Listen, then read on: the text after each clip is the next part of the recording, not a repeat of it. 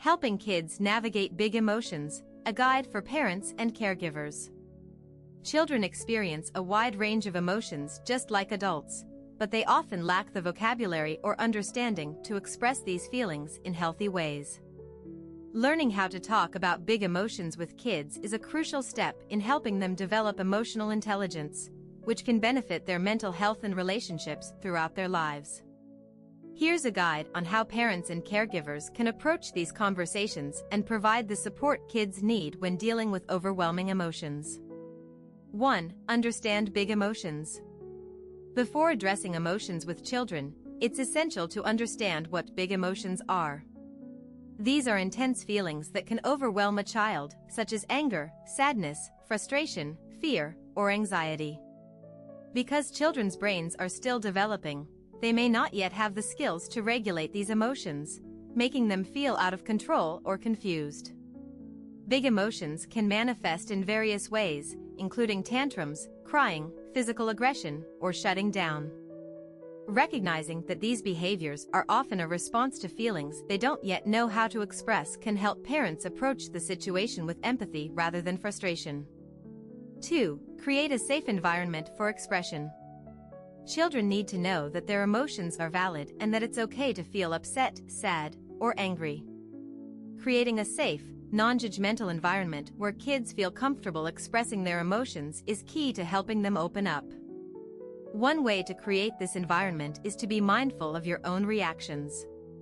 If a child sees their parent getting angry or dismissive when they express their feelings, they might learn to bottle up their emotions instead of sharing them.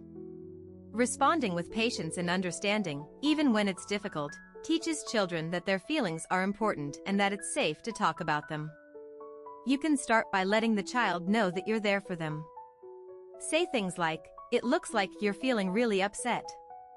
I'm here to help you figure it out." Simple statements like this show them that you acknowledge their feelings and are ready to listen without judgment. 3. Teach emotional vocabulary. Many children act out because they don't know how to label or talk about what they're feeling.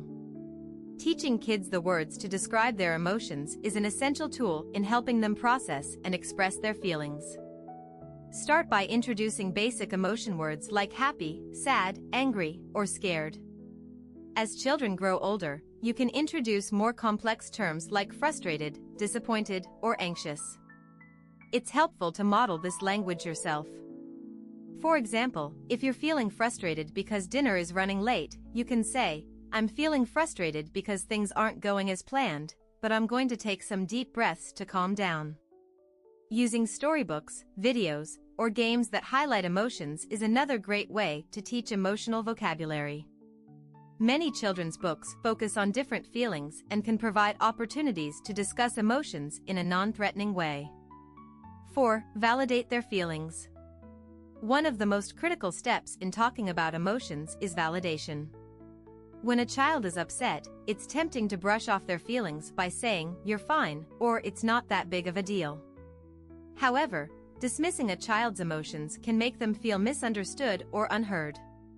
Instead, acknowledge their feelings by saying things like, "I see that you're feeling really sad right now.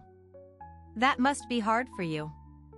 Validation doesn't mean you agree with their reaction, for example, if they're angry about not getting dessert, but it shows that you understand and accept their feelings as real and important. 5. Teach coping strategies.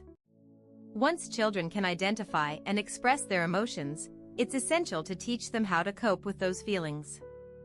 Different emotions require different strategies, and it may take time for children to find what works best for them. Here are a few coping techniques you can introduce. Deep breathing. Teach kids to take slow, deep breaths to calm their body and mind. Counting. Suggest counting to 10 slowly when they feel overwhelmed. Physical activity. Sometimes, moving the body helps release pent-up energy or tension, so suggest activities like running, jumping, or even stretching. Talking it out. Encourage kids to talk about their feelings with you, a friend, or another trusted adult. Creative expression. Drawing, writing, or playing music can help children express emotions when words are hard to find. 6. Be a role model. Children learn by watching the adults around them. If you handle your emotions in a healthy way, your child is more likely to do the same.